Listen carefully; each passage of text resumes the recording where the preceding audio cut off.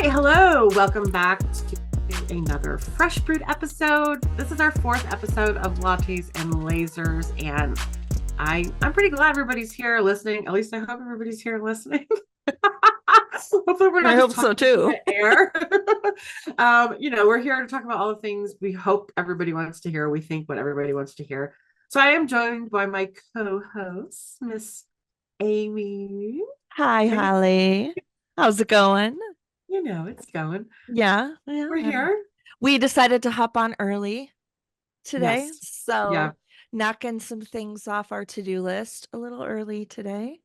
Yeah. But yeah, I'm excited to be back, and I think that like every week we are making progress technologically. At Although we least I did just hope. well, we did just say we really could use a an engineer. Yeah, an audio video, like an AV engineer would be Yeah. nice. But We're we low can't budget. afford that. We're very low budget. Very So low budget. yeah. So, Holly, as we start every episode, what are we drinking this week? So today we decided to do something a little different. And I have never done this before. So Neither have I. we're doing a cold brew concentrate this time. I've done cold brew. I have We cold have brew. our little cold brews. Yeah, I have cold brewed coffee before, like brewed it myself, but I've never Yeah. bought like the concentrate. So this comes in a bottle. It's very concentrated. You usually do like half and half, half concentrate, half water, to do Ooh, that. So it's strong. it's very strong. So I was like, I'm not going to add half water. Oh, So I filled half of this. Well, I put some ice and then I put half of the cold brew concentrate. And then, so then it was like 2/3 full. And then I filled the rest up with almond milk. I was like, that's close enough. well, I did Girl, this is strong. I did half of the concentrate, half water, and then I did some creamer. I bought the Mean Girls creamer, and I because I wanted to try it because I'm a sucker for marketing, and it's not bad. It's strong, but it's not bad. I probably should have diluted it a little bit more. But I do like cold brews because they tend to Same have a here. little less acidity to them, that kind of thing. Yeah. And and What brand is this? I don't know if This we is this mentioned is this. from no, this is from Target. It's their brand. It's their Good and Gather brand. And when did they change to Good and Gather? It used to be something different. Up and up. But you was up and up. Okay. In the last year or two. Like you still Okay. see some stuff with the up and up packaging because they're probably just trying to like use Phase it it. up. Yeah. Yeah. Um, Yeah. And so but I we're tried both big fans of Target, so we oh figured why not very try their cold brew. there's well, and I was trying to find information online about it to see like what people are saying. Everything. There's not a whole lot of information other than it's just a cold brew. But what I did find was there were a lot of good ratings on it, that people actually liked it and Yeah. rated it as one of the better ones out there. Now, I know there are some out there. I did see on Amazon, like there's Jot and some other ones, and they're a lot more pricey than this one. So I This guess was when pretty you're reasonable. right, so for value, this is pretty good. And if you're at Target anyway, you just pick it up while you're there, right? And So it is in the shelf stable area by like the yes, regular like coffee beans. It's not in the cooler area, which is where I looked correct. first. Correct. It's not chilled. Correct. Yes. Yeah. So it's not like the stock brand. Stock, I think you get in the cold, chilled area, Yeah. refrigerator areas, but this is actually in, I want to say there were a couple other ones when I was there too. I don't remember what brands they were, but There may have this was, been. Yeah. yeah. So I just said, hey, let's try this one. It's Yeah. inexpensive and it's worth trying. And so that's what we're doing. Yeah. And we both put them in It's our little glass can cups, Libby cups. yeah. It's it has a bit of a chocolatey taste. Yeah, it kind of does, There's like a doesn't it? little bit of a chocolatey tone to it. And I know it's not my milk because the milk is just plain Plain. almond milk. Yeah. Um, but yeah, Yeah, I I could want, see me drinking this a lot in the summer, especially. yeah, I do a lot of iced coffee, cold brews. I like truly do it all afternoon year or round, but like in the summer. I drink more. More of it. I Yeah. like it. Yeah, I like Yeah, it. I do Yeah, like I too. said, we used to cold brew coffee all the time. That's what we did. Yeah. My sister-in-law and brother, they don't have a coffee maker. They if she drinks it, it's cold brew, So Nice. Yeah, I think this is may be something I'll pull out in this, like I said, in the warmer months. yeah. I probably would actually dilute it though. I'm afraid I'm You know, about to like wig out on this coffee. well, I don't know what the caffeine, content is because I didn't really find, like I said, I Right. couldn't find a lot of stuff on this. But I guess we'll find it's a out. it's it's a medium roast. I'm Yeah, just I trying to can think taste of, that. yeah, it's very limited on information. It does say that it doesn't contain any of the 9 major allergens. So if you have allergies, you probably are okay with it to try it. I sure hope coffee doesn't have gluten. Uh, you never I mean, gluten's know. in a lot of stuff you wouldn't realize as a Yeah, gluten-free person, it but I will it tell you that. totally is. Um, I think I might next time I have it. What I did like is that it said once opened, it's good for 2 weeks, like Ooh, 14 days. that's I nice. don't think I would normally have coffee last that long. No, Um, so I don't think that'll be a problem, but I'm glad that it's not something that'll like after 3 days, like right. You got to hurry up and drink expired. it all. Yeah. Um, but I think I might add like maybe a flavored creamer or something to Yeah. it. Or definitely water it down a little bit. Yeah. I think you should. I think that is what I missed out on. And who knows? Maybe it's gonna cause me to like super focus the rest of the Hey, day and I'm gonna get a lot of hey, stuff accomplished. And if that's the hey. case, my business will be successful. Benefit. Yeah. It'll benefit Because from there are your days when I can't focus and run into problems. So, uh, hey folks, if you want to buy our next cup of coffee, go to lattesandlasers.com, click on support. You can buy us a coffee, throw us $5, help us keep this podcast going. We would love your support. Every little bit helps, doesn't it, Holly? it does. It really does. Yeah. If you want us to do better, you'll want to support us.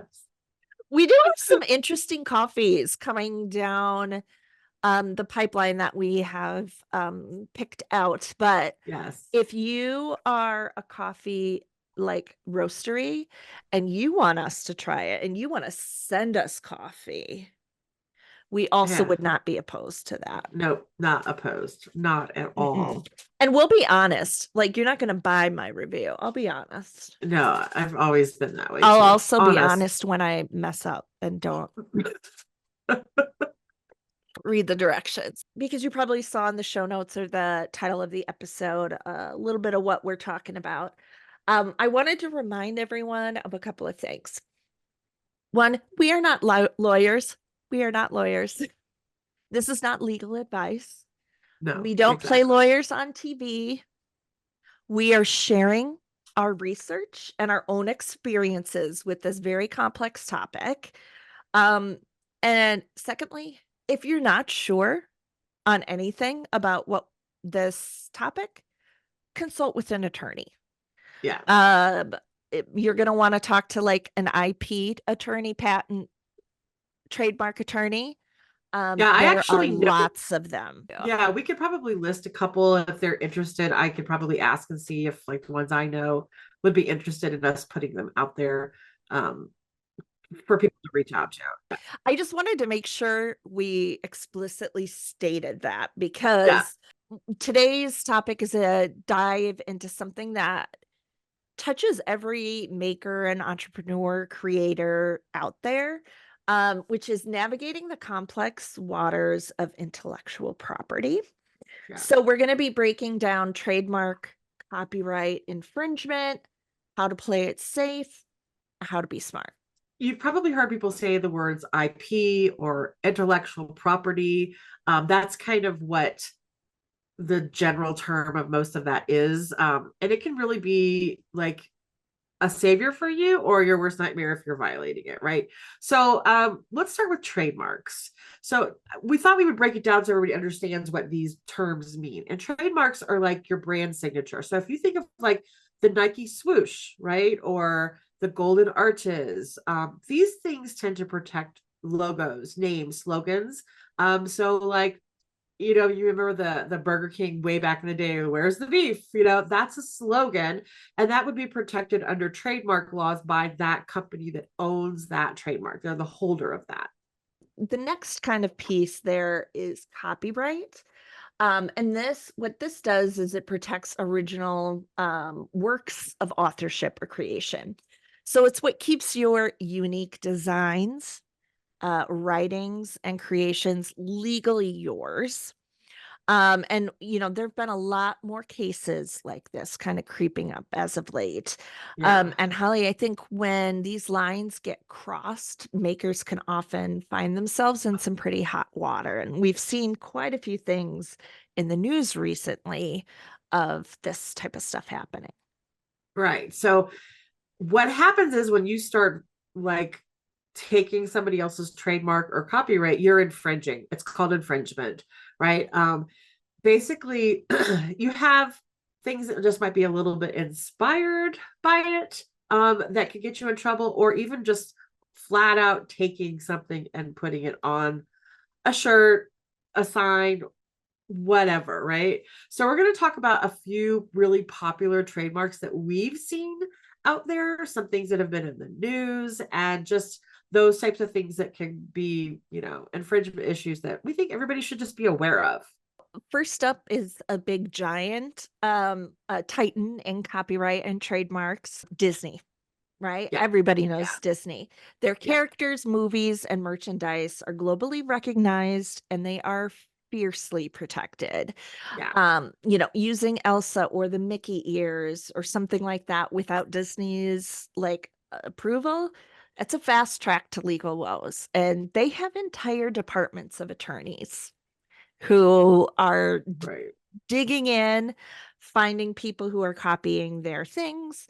I know I personally always say no whenever anyone asks me to do anything Disney because it's not Yeah. worth putting my livelihood at risk. There has been something, it was last year, I think some makers were sued because they tend to make, I think they were making It mouse was ears, the like mouse ears. yeah, Yeah. like they're really cute ones, and they are cute, and they're not really taking the designs of Disney away from them that they're making as competing with it, but they're taking the inspiration from Disney with the mouse ears and making their own. And Disney finally they gave them plenty of opportunities and finally were like, no. Right.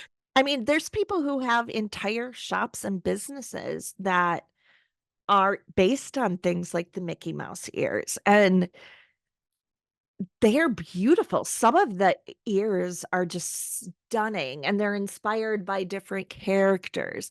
Um, and it's a slippery slope. We'll just It say really that, is. It you really know. is. And you can go on Etsy and you can be like, well, I bought the set of SVGs that were Disney. Isn't that okay for me to use? No, the person making the SVGs is violating or infringing on Disney's trademark, and that does not give you the right. You need to still be aware of what those things are. Yeah. Yeah. Absolutely. Another big thing that was in the news very recently, like December, was the whole Luke Combs Yes. thing. So he had attorneys who were looking for different, IP, copyright, trademark infringement type stuff.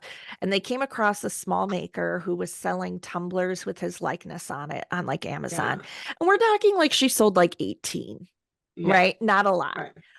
Well, they sued her for what? Wasn't it like 20? No, it was a lot. I'm not going to say exactly how much, but it was a lot of money. And she Yeah. was like, whoa. And eventually, like, Luke Combs was like, whoa, whoa, we're not, no, that's not what I wanted. But not Yeah. every big star is going to No. do that. And so No. you can't rely on public outcry about your attorney suing this like mom who's just side hustling. Like you can't rely on that hope. And that brings me to the just because somebody else is doing it doesn't mean you should do it. They are going to get caught, you know? Absolutely. It's not just Disney, Right. look, we just had the Super Bowl, right? NFL, NBA, MLB, all of those are tightly locked down when it comes to trademarking. And I see that all the time, right? Yeah. You see people who are making merch or in our industry, earrings or whatever. Mhm. And yeah, that just means no, you shouldn't. You shouldn't. You're Right. infringing on the trademark of those things. Now, I have seen some ways people have kind of gotten around it, just more like a color theme. Like you Right. could probably do like red circles with a little football on the bottom. And it really, you're not really saying that it's the Kansas City Chiefs, right? Right. But you also cannot use any of that terminology in your tags, your descriptions, Yep. your anything, because that's considered still using them to sell your product. And Mhm. so you cannot put that stuff in any of that anywhere. And like I said, just because somebody else is doing it doesn't mean you should be. Absolutely. And fashion isn't a free for all either. Like I know people who will like get the Nike logo, cut it out on vinyl and like heat press it onto like a Gildan shirt or something. Yeah. Because my Yeah. kid doesn't know the difference. And like, sure, right? Not a big Right. deal. But if you're gonna try to sell those kind of like um knockoffs, that's counterfeit, right? At that point. Right. Right. Like luxury brands like Louis Vuitton, Gucci, Chanel, they all have their designs and logos trademarked. And like you said, I see things that are very either close to or completely infringing on those on Etsy all the Right. time.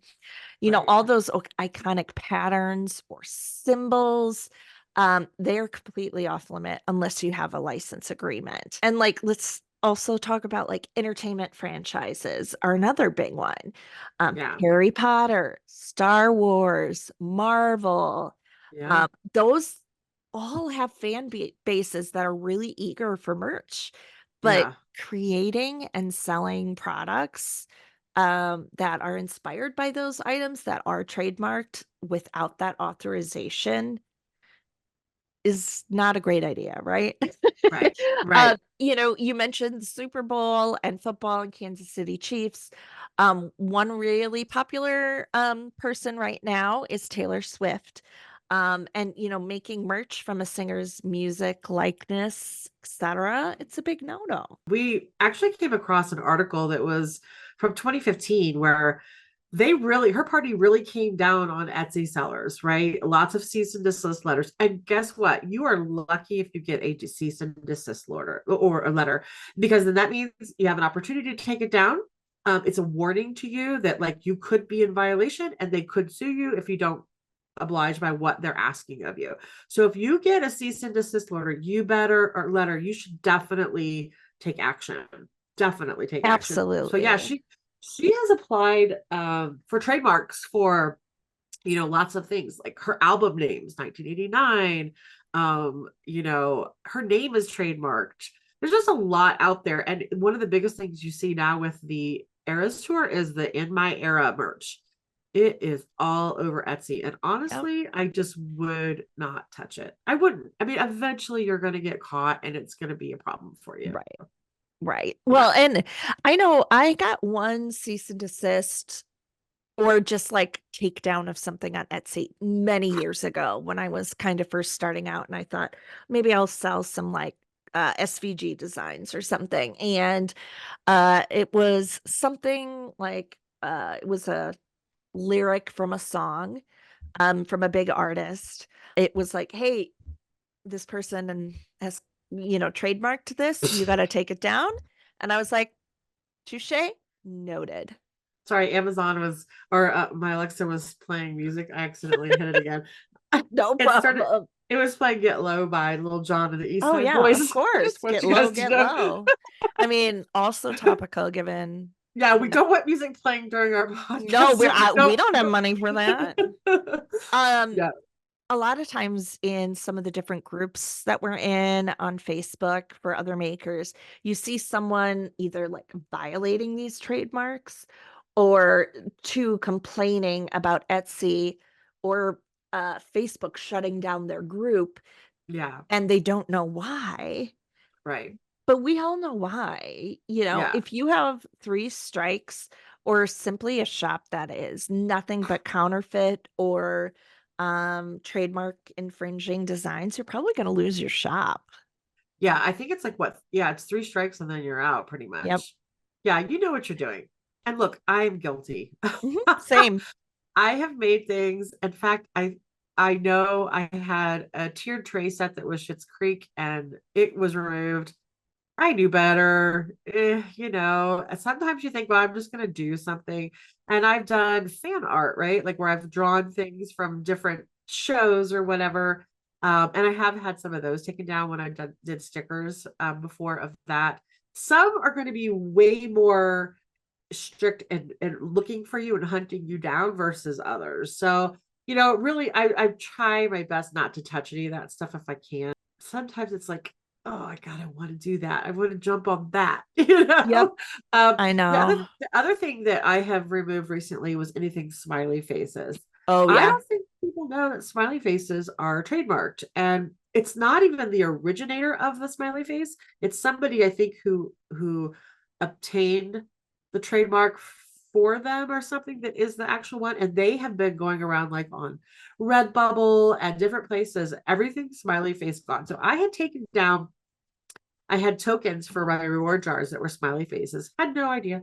So I took them down and I have been asked to make them again. And I'm like, oh, no, no, no, no, I'm not going to do that. I'm just not going to do Mm-mm. it. So yeah, but it kind of also brings me to the question of like fan art, right? Right. So like whenever I've gone to Comic Con, so in Denver, we have a really big Comic Con. It's not as big as the San Diego one, but it's pretty big. And Artist Alley is just full of fan art, fan stuff, the things that they create. Like I've purchased some super cute little drawings that were like little chibi style drawings of Walking Dead characters and Star Wars characters and stuff. And then I purchased a poster for my brother that was C3PO and R2D2, and they were dressed like the Blues Brothers. They had the hat and the Oh, that's awesome. sunglasses. And it's so cute, right? But that kind of thing got me thinking, like, how do they get away with it, right? How do you get away with it? So I wanted to kind of dive into the Yeah. whole fan art thing. Um, so for those of you who don't know, basically what fan art is an artist might take a character or something from that and kind of create something new from it, such as the C3PO R2D2 dressed like the Blues Brothers. It's kind of like their cute, fun fan art that they've made. It may not look exactly like the character, but they've kind of inspired it into that way, right? And so it kind of falls into like a legal gray area, really, because it's kind of like a form of expression or whatever. I Right. think the problem comes in when you start charging for them. So, Right. I started looking, I'm thinking, okay, but how do they get away with that in the artist alleys? That stuff is still very much protected by the intellectual property right owner or whoever owns that type of art or what have you. But I think what's happening with some of these is that a lot of those rights holders kind of are more selectively enforcing them. And sometimes it means it's limited to just that event, right? Like they're like, Right. okay, it's just this event, you're doing it, it's fine, because it fosters that community and it fosters the fan base that makes, everybody super excited. So their tolerance tends to be a little less there. Um, but I look at that and I think, okay, yeah, you do that, but what if the off chance that somebody's like, no, and you get in trouble for doing it? So, just because you see a tolerance of it at these like conventions and that kind of thing doesn't mean that the copyright doesn't exist. So just still think about it. Think about, is it something worth it to you? So I Right. really like it sometimes when I go to these events and I go down the artist alley and I see original artwork that's just, maybe kind of, space age and different things, and kind of fall in that world, or their own, like, um oh, what's the popular Japanese art? Oh Hawaii. crap. Yeah, like Hawaii, and different things like that. So yeah, so I think the idea is to really just kind of stick to more of the traditional. Yeah, so I think that you just have to be more cognizant and realize, like, is it worth the risk of financially gaining something, or is it going to cause you problems? Also, brands don't like if you're going to harm their brand. Yeah. This is something I see a lot at these Comic Cons sometimes. Not as much as I have before, but where they'll take Disney characters or Star Wars characters and they'll like over sexualize them and into like Mm, statues and things, and you're just like, yeah. I mean, that is a yeah. harmful to the brand. So Yep. even though they are trying to create fan art and being inspired by something, they're hurting it because that's not what that brand represents. And it's all over the place. It's all over the place. It's everywhere. So yeah, think twice about whether or not it's something you want to risk. Um, but we see this stuff all the time in Facebook groups. People post something, Mhm. and I love that other users of these groups are being a little bit more bold and saying, like, "Oh, Mhm. did you buy the trade? Do you have the trademark to that?" Right. You know? Or like, how much did the Disney license cost you?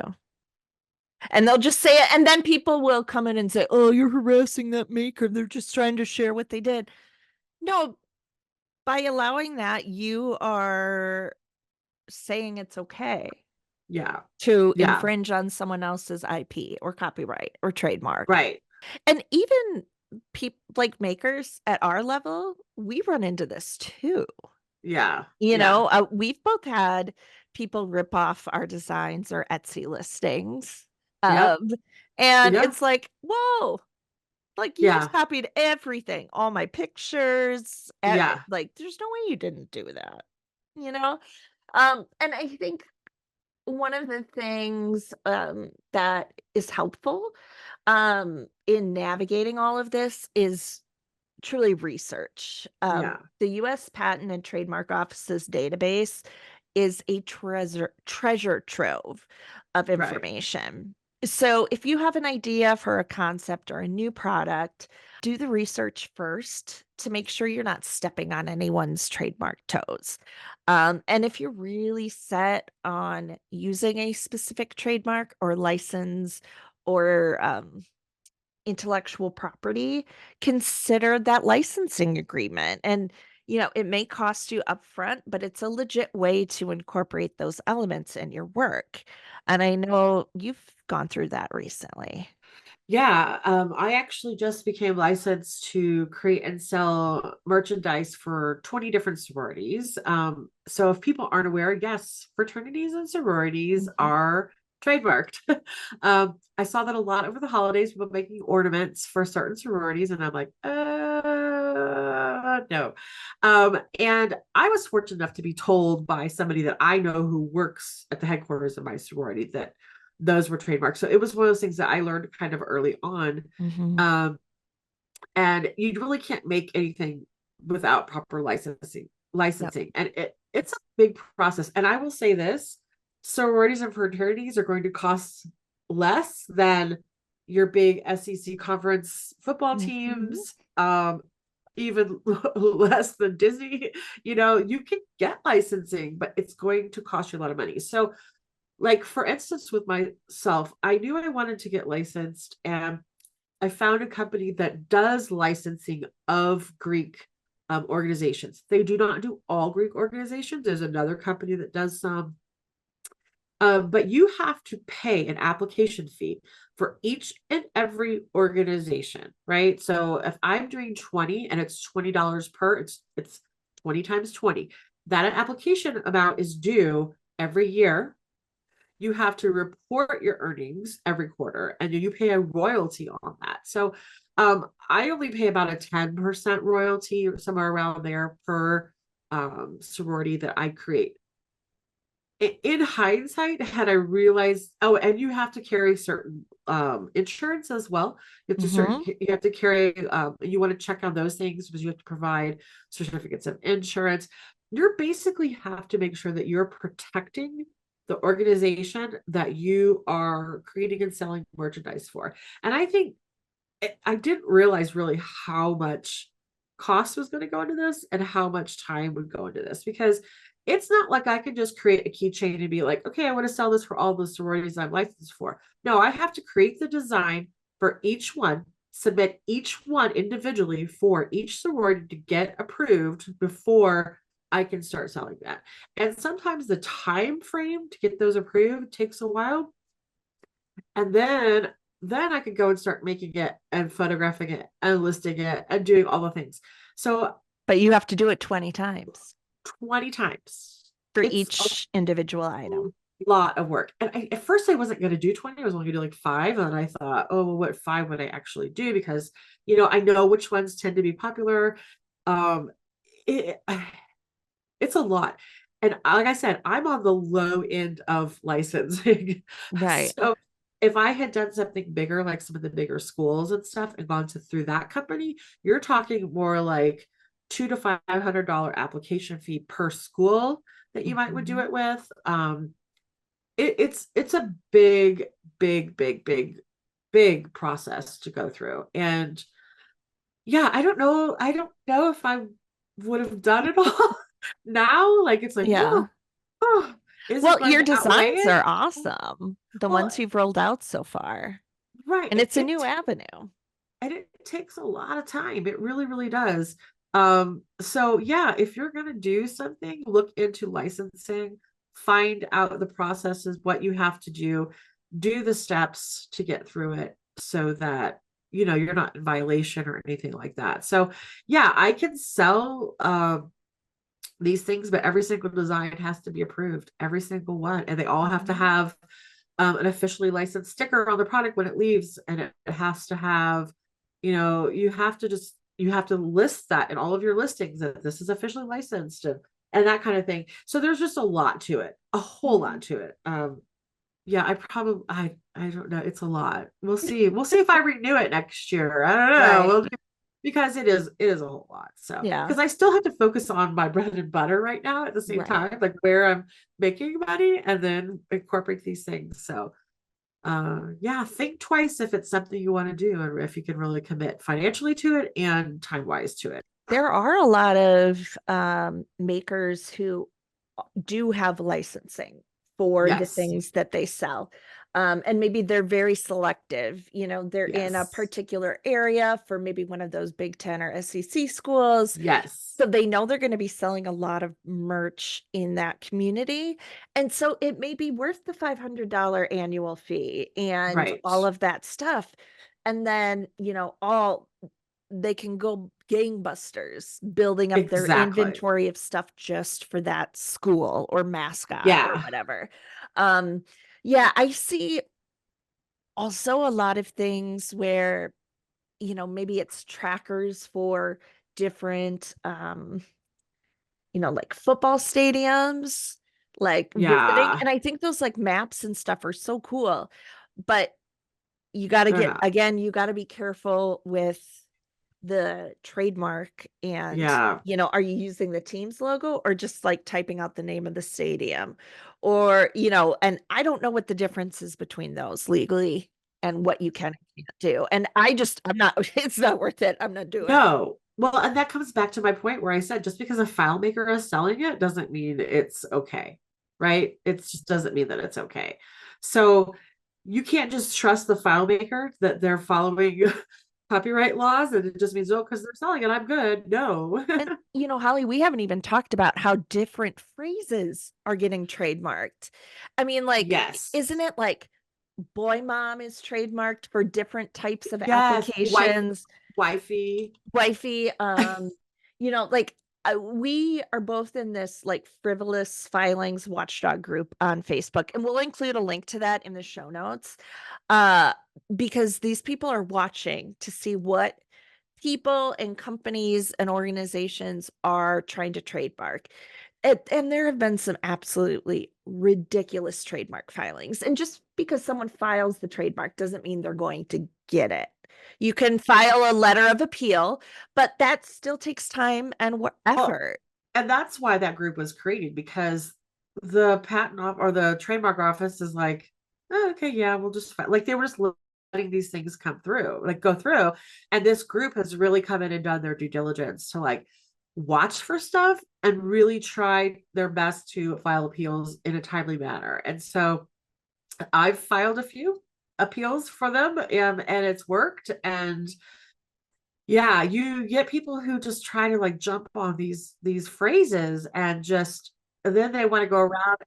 Trademark this for apparel, for stickers or whatever. Yeah, And the trademark may exist, but in a very limited format. Like yeah, this trademark is for these derivative works or this type of product. But the people who own those trademarks may, if you sell a sign and decor is not part of that trademark, they may still come after you, yeah, try to yeah. threaten you because they have that trademark, because they don't think you're going to do the due diligence to then counter and say, no, you don't own the trademark in this, area. You own it in those. I will give you that, but you don't own it here. So no, this is not a violation. But then who wants to go through all of that time and effort? And, is sometimes it's just easier to take it down. And the cost to trademark is not cheap. It's No. not cheap. And these people are doing it frivolously on like so many phrases, and then they're getting these appeals filed against them to try to not let it go through. And so I think it's actually starting to make people be like, oh, what was the one last year for Easter? But did you die in the DYE? And I'm like, first off, you're taking it from the Hangover movie and you're turning it into to something Easter related. And that girl was going after everybody. And that frivolous filings group was like, oh, she's trying it to me. Oh, she's trying to me. I mean, people are talking about it. So yeah, you just it's crazy. But you're right. Sometimes it's just easier just move on. Take it down and move on. Right. And it's, there's the principle of it, and wanting to stand up. But if, you're a solo shop and you don't have the finances to fight it on principle, and I think that's what some of the people prey on. Yeah, I am one of those people who, if I see somebody take a file that I've designed that's original to me and copy it, but in a way that it's a little different, a lot of times I'll just let it go. I'm like, I'm fine, just It's, sell it, that whatever. whole like imitation is the most sincere form of flattery or whatever. So typically I will allow, it to go, right? I'll allow it to go through unless it's done multiple times by the same shop. And then I'm all like, no, hell, no, roll up the sleeve, take my earrings off. I'm fighting. And so I will go through the Etsy process of actually having the copyright taken down for copyright reasons. I don't message them directly. I probably should, or I should be the nice guy. But I don't, you know what you're doing. I'm not going to Right. give you that benefit of the doubt and let it go. Now, I have a friend who has been contacted by other sellers saying, well, you're copying my stuff. And she's like, it's just the same font. It's not even like the same design. Or she's using a different font or something. So it's not like the design is so tiny, like Subjective. and that like it's not like a big piece of artwork, it just might be text, right, in a certain font and maybe a certain color or something. So you don't really own that, and I think that person is trying to intimidate them because they know they have no leg to really stand on. Right. So sometimes I'm all like, is it worth arguing with them back and forth? Is it worth them? I go, more than likely they're not going to file a claim with Etsy because they know they don't have a leg to stand on. That's why they messaged you first. They're Mm-hmm. trying to tell you it's to be nice, but no, that's not true. I've had a situation where another seller will reach out to me and say, hey, this shop is copying one of your products and listing Yeah. photos and all of that. And I know you had a situation recently too. And one of the tricks that this person, when I had this come up last year told me is if you go into incognito mode in one of your browsers and go check out one of your products, right? If you suspect maybe if it's a really popular product that someone might be copying it. Then when you scroll to the bottom of the page, because you're in incognito mode, your own Etsy search history won't come into play. It will show you similar products. And when I did that, I found a shop that was ripping off an entire, like my most popular product, which is again something that literally everybody sells, but I have my own unique take on it. And they lifted my images Ugh. and then removed the background poorly in Photoshop and put a different background to try to like make it their own. And I was like, no. And then I go and I see their shop, and it's clear that every single item in that shop is ripping off another designer and another Yeah. person, you know, because you're like, you just like, when there is no cohesion at all in the products, like thumbnails, I'm like, ooh, I don't Well, see. this kind of brings me to a point. I know I don't have this in the show notes, but selling laser files, a lot of times I would get asked, can we use your photos? And I always was like, no, because they're my photos. But Mhm. then we started really thinking about it. And I did try to let people buy them to Oh, I use. bought some a couple of times and I still use a couple of them But but at the from same you. time, I'm thinking to myself, okay, you're falsely selling a product. How does that customer know that your quality is going to look exactly like that? What if you're Yep. using birch and not maple? What if Yep. you're using, they don't know what they're getting from you, the seller. So while I understand that you're like, well, I just want to see if it'll like sell.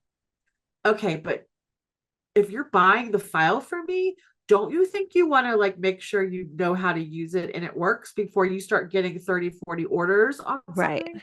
So And there yeah, are some file makers that provide entire marketing suites. yeah, But I think that's a really good point. Like, you may not be using the same materials. You may not have the same standards of right. production that someone else does. Something we talk about a lot between the two of us is like char or um, the sticky stuff that'll kind of come out when you're using uh plywood, right? There's glue in Right. there, right? Not everybody is as, what's the word, particular, I guess, about Right. that, or about Right. cleaning it or Yeah. masking or whatever. And so you're right, you're not always going to get the same quality. Right. And like I said, I have like 2 or 3 products that I know you designed that I have in my shop, but I also have side by side with the images you provided, Right. I have my images. So I Right. have them both in Right. there just to kind of show the variety. And I feel like mine are very similar to your originals, but your photos were better because they weren't Ah, taken with a phone. And so I'm like, I'm still going to use these because these I know I can match, right? right. And But how many I people agree. are not? No, Yeah. so many people aren't. And, I can understand trying to gain, is this worth it? But if you are truly doing this as a business, part of what you need to do as a business owner is invest that time in the research and development and the testing. So whether that is files you make, but files you buy. Well, and not even that. It's more or less more so like your photos of your end product that you're selling is a part of your brand. If like you said Absolutely. before, if you can see when somebody is taking all these different photos, there's no consistency across your feed of your store showing the brand that you represent. So yeah, like I had somebody take a photo of mine and not just mine, but other sellers as well. Mhm. And it wasn't even a file I sell. It was an actual product I sell. And it's not even a product anybody else's. Like the look of it isn't the same as anybody else's. And I actually messaged that person because I was just curious. Like, what were you thinking? And all I got was, oh, I'm so sorry. I'll take it down. And I'm like, I replied back, I was like, you're not sorry. You knew what you were doing. Mhm. And when you're doing that with all these different people that you're taking these photos from, because I see a few here that are not yours that I have let those people know about, you're just doing a disservice to yourself because one, you don't have a product to make. Two, Mhm. you're trying to undercut me and my pricing on my product that nobody else is making. And three, you're deceiving the customer into thinking, well, I looked at her ratings and she had like a two something. Mm, And I'm thinking, there you go. yeah, yeah. So just as a customer, really just look at things and see, is there consistency? Is somebody else making the same thing? And if they are, it's probably because it's from a file, but just look at their product. Like make sure that it's, something really good. But yeah. Well, and maybe that should kind of lead us into a final topic before we wrap up. The one thing I thought we should talk about is the person who asked you for a file that you weren't selling for a Yeah. unique product. And I've had that happen multiple times, to be honest. I have had people reach out to me on a physical product shop, and I rarely sell the files to the things that I sell physically. It's Mhm, once in a while I do. I like to create those things for me to be unique for me, mhm. right? And I have had people message me and say, "Hey, can I buy the file for this?" Or I've had somebody go, "Hey, do you know where I can get the mold for this tumbler tag that you did?" And I'm like, first off, it's not resin, so there's no mold. Second off, it's my design that I create and I sell for my shop and I laser cut it. But it happens more than you know. And I think to myself, Mhm. I would never reach out to somebody and ask them that. No, oh, I want to sell what you're selling and making money for because I think it's And, cute. and I'm No, going to charge less than you charge. mhm, right. And it kind of brings me to again that like research and development piece that I think is really important. We talked last week or the week before, no, 2 weeks ago about how, you know, early on when you were selling laser files, you were Yes. doing like generating a mock-up, but now Right. it's definitely better in our opinion to have an actual photo of a Yeah. finished product and how that can inform adjustments you need to make to the file before you sell it. And so I know I have been doing a lot of that for some new products as I look ahead. But one of the things that I started doing, and a lot of makers will have their little like VIP groups or research groups. I have a small group. It's less than 100 people, but I would say that it's some of my like bigger fans, Yeah. people who purchase from me a lot. And so sometimes I'll post in that group, like, I have a new product that I need to test. And let's be honest, like, my kids and my niece and nephews, like, they don't need 12 more Easter basket tags. Right? Like, there just comes a Yeah. point where people are like, I know you're giving this to me, but Yeah. I don't need any more. But I want a product that has been personalized because so much of my shop is personalized items. That's kind of my Right. niche. And so I'll post in that group and I'll say, "Hey, I need some testers." And initially I was doing everything at my cost and I wasn't charging anyone. Right. But now what I do is I charge $5. If you want to be a tester, it's going to be $5. And that doesn't even really cover like my material or shipping costs for sure. But Yeah. I feel like it's then a little bit of like a contract between us. You know what I Right. mean? Like you have some skin in the game. You're getting a benefit of getting this product cheaper than I would ever sell it. And then I can get some useful feedback from folks on, do I need to adjust things on this file? Are there things that I could do differently? And so that's something I think some makers, you might want to look into doing is Yeah. offer, especially if it's stuff that's personalized or kids and like you legit like at some point, my mom is going to be like, Amy, I don't need any more signs that have different little illustrations for each grandchild. We haven't gotten to that point, but she has seasonal Yeah. Yeah. signs now. Because I'm like, I got to do it. And I'm just going to give it to Yeah. you. So it's a way to then you get an evangelist, right? Right. To Right. kind of help share your products once it launches. So Yeah.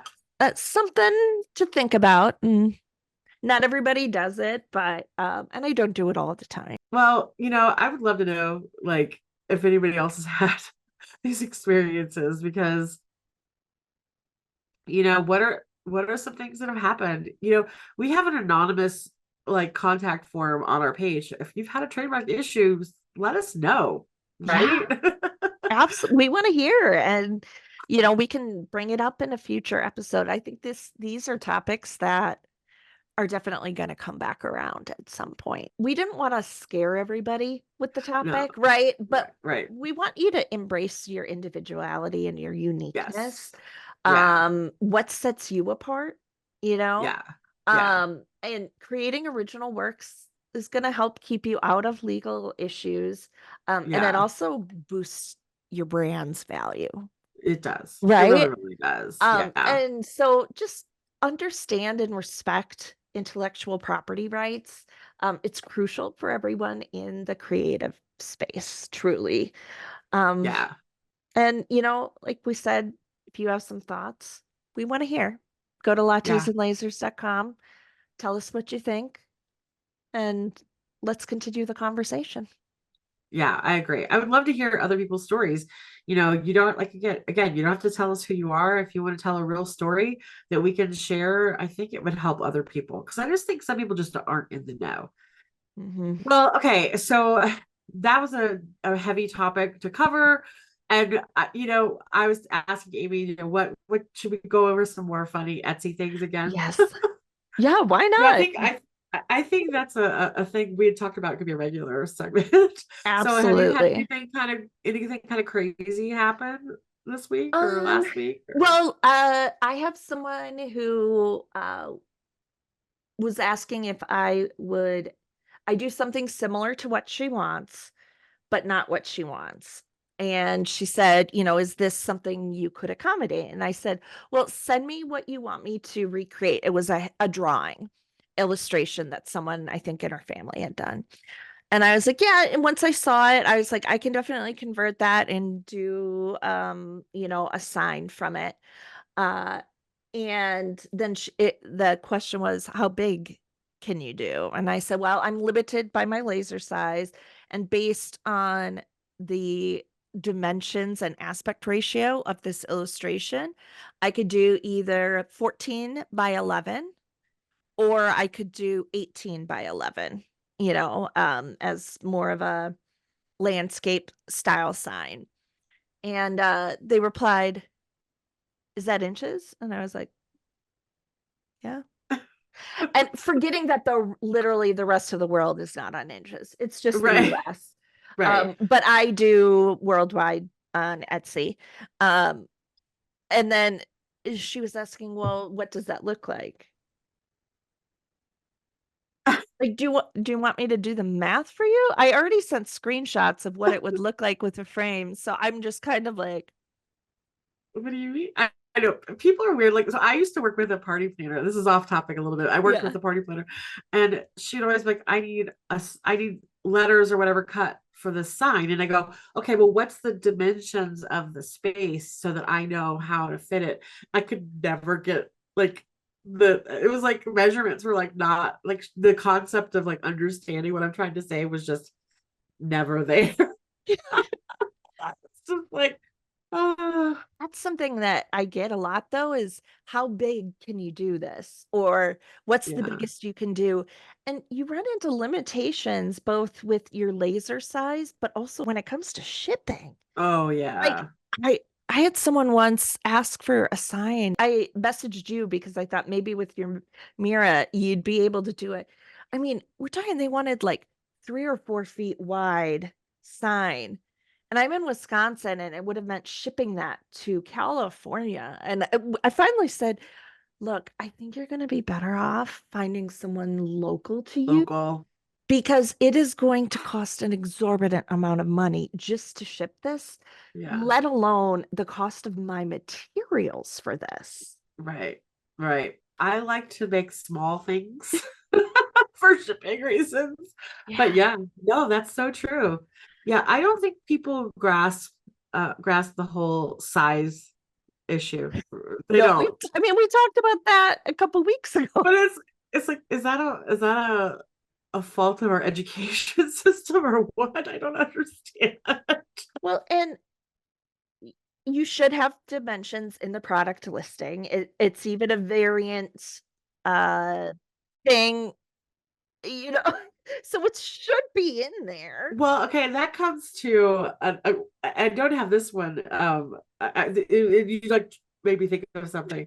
So when I sell reward jars, right, and I sell tokens, and I have probably like 30, 40 different token sets, and they all fill a jar differently because each token set has different shapes. Like a pencil is going to be small and narrow, and apple is going to be bigger and more round, right? So just because that one set might take about 36 to fill a jar, another set, because of all the different shapes, may only take 24, right? And there's just really no way to know, for instance, because everything falls into the thing a certain way. And so I have made it so that my listings for reward jars talk about giving your child a set number of tasks. I want you to complete 20 things in order to get your reward, which, and I'm not a parent, so maybe, I don't know, maybe the full jar is a better thing to see, but sometimes knowing you've made 20 tasks that they have to do to achieve it is kind of a better thing. So I always kind of went that route in explaining what I think would work best for the jars, but that if somebody wants a full jar, that please inquire on the set of tokens you want, because it will vary how many will fill a jar. Mhm. And I'll get the question, how many tokens fill a jar? And I'll be like, which Which set? Because I can't just tell you one is, because it's gonna vary. And they're like, well, why do you offer only 12? And I'm like, well, because people like to mix and match sets, they want Mhm. 12 of this one, 12 of this one, 12 of this one, and they like to put them together. I try to create as much variety as possible, but I do Mhm. get that. The size thing, they cannot grasp it. People just cannot grasp it. And that is a very common thing out there. Mhm. Yeah. Yeah. That happens a lot. Well, and there's also just like customer communication, right? Ugh. Like, one thing I had recently, again, I sell a lot of personalized items, and I had to hound a customer to get the drawings so that I could convert them in order to make the product to send to her. Um, and I messaged on Etsy multiple times, on email, and then I emailed one more time and I said, okay, if I don't hear from you, unfortunately, I'm gonna have to cancel your order. And I trust me, like this was a A large big order. order, Yeah. like mm, somewhere between 100 and $150, right? Like Right. that's money. Right. And I said, because I don't have anything to work from, and Etsy only gives me this amount of time in order to get the product to you in order to keep my star seller status, right? Yeah. Right. And you can extend the time on an order once. Yeah. Once. You can change the production time. So I said, I am changing the production time to this date. If I don't hear from you by this one, I have to cancel. And I did finally hear back from her. And I got the illustrations late Sunday or yesterday. I mean, the product is supposed to go out today, but I got the stuff, so I'm gonna print the shipping label and I'll ship it tomorrow. Um, Yeah. but just like, No, yeah, the communication is has been a big issue for me too. I get a lot of people who ask me for customization of stuff, like, oh, can you change this or can you do that? And Mhm. the biggest issue I am seeing all the time is that customers aren't clear up front, like what that means. And I guess I, because I've been in this world for so long and I've seen that so many times, whenever I reach out to somebody, I try to give them as much detailed Mhm. information up front so there's less back and forth. And there's so much back and forth. A customer asking me, well, can I change the colors of these? Well, to what? Like, I need to know to what colors, because one, I don't have a listing that shows you the colors you can choose from. So what are you thinking? And Right. two, I may not have what you need because one, I may not carry that color, or two, I may not have enough of that in stock because of my anal retentive process of how I like to cut things perfectly in a row to maximize my space. And I may not Yes. have what you need. And so there's sometimes that question could go back and forth 4 times, when if you had just like stated, I'm interested in this and I want to know if I can change this color to this color or something like that. So that happens so much, that back and forth on Etsy, just do. So yeah, that back and forth communication.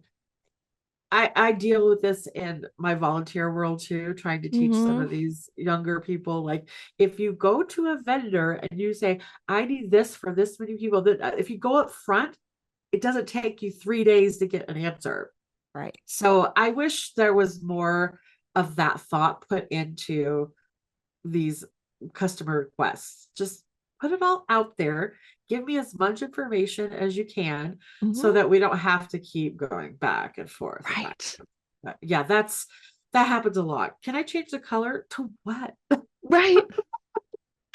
Maybe. Can you? I don't know. Like, Maybe. I, I need to know to What do you what. want? Yeah, and Right. what color are you thinking? But again, Yeah. like, thank you for reaching out and not just assuming that I can do Yes. this in Oh, purple, because I black, have and had that. green. Oh, I've Right. had that. I had somebody go, can I change the colors of something, this token set? And I was like, yes, that's fine. Just put it in the order notes when you check out so that I don't miss it because I have a lot of orders. She did it for that set, but she also did it for another set. I'm like, but you didn't ask me about that set. Thankfully, I had what she needed. I almost messaged her and been like, yeah, you didn't message. But then I was like, okay, don't be petty. Just take the order. It's fine.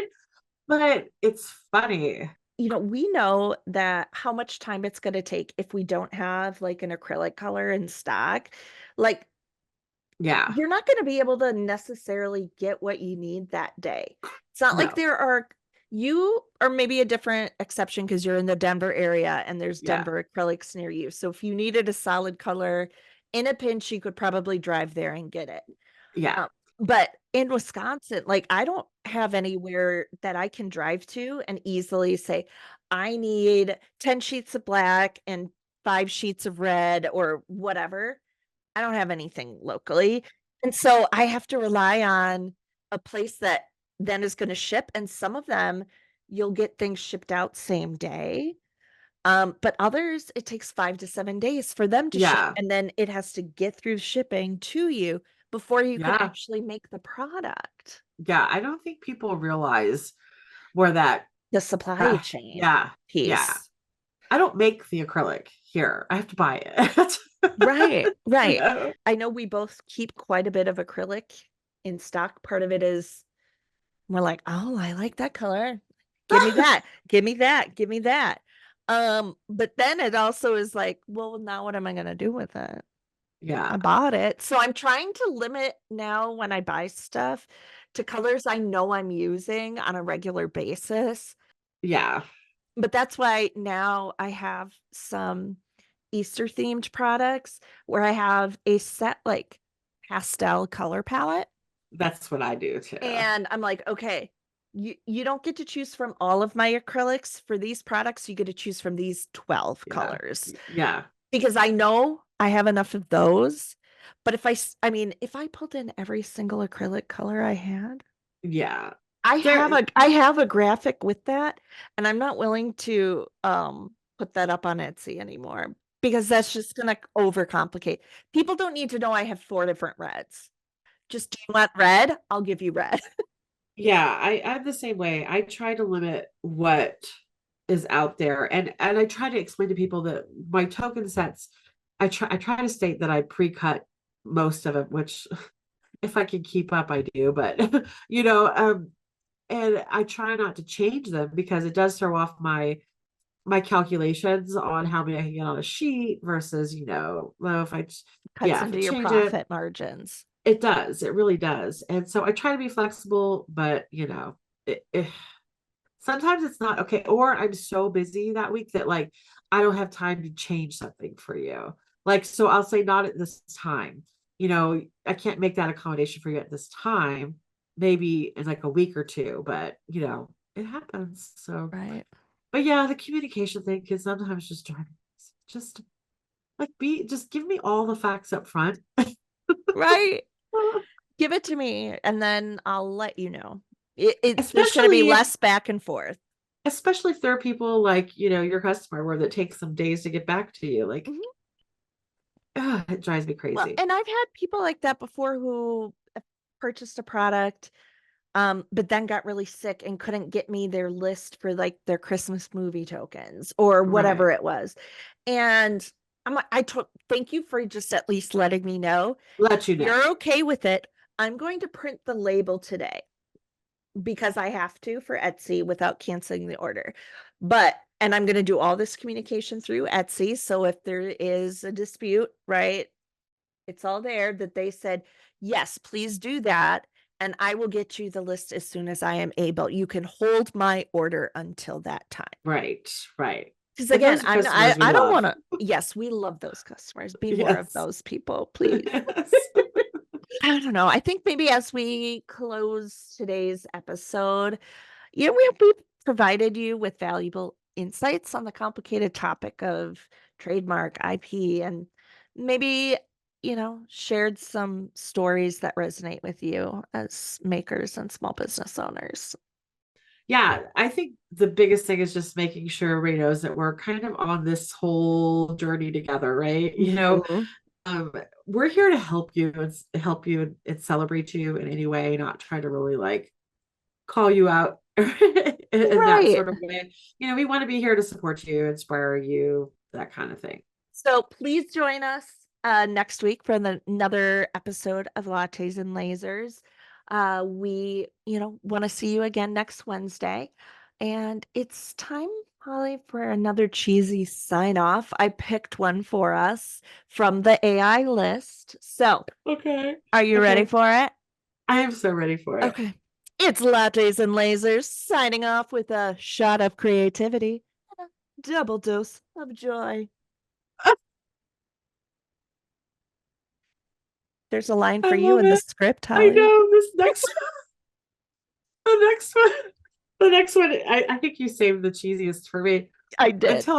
Until our next blend, keep innovating and brewing your brilliance. Okay, I saved your note. Oh, Alexa just saved your note. I heard that, Alexa. Oh, you sassy little diva. it's such a, you know what? She's sassy. All right, everyone. Thanks for joining us. We'll see you next Yeah. time. All right. Bye, guys. Bye.